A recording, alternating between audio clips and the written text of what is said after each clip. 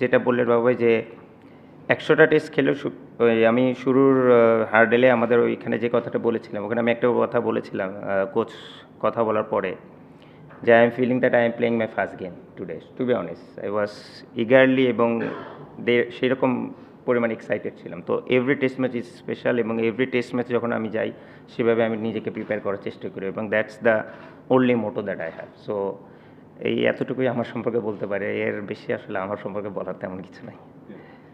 ভাই 20 বছরের জার্নিটা যখন পেছনে ফিরে তাকান, কোনো কিছু নিয়ে কি আক্ষেপ হয় টেস্ট ক্রিকেটে?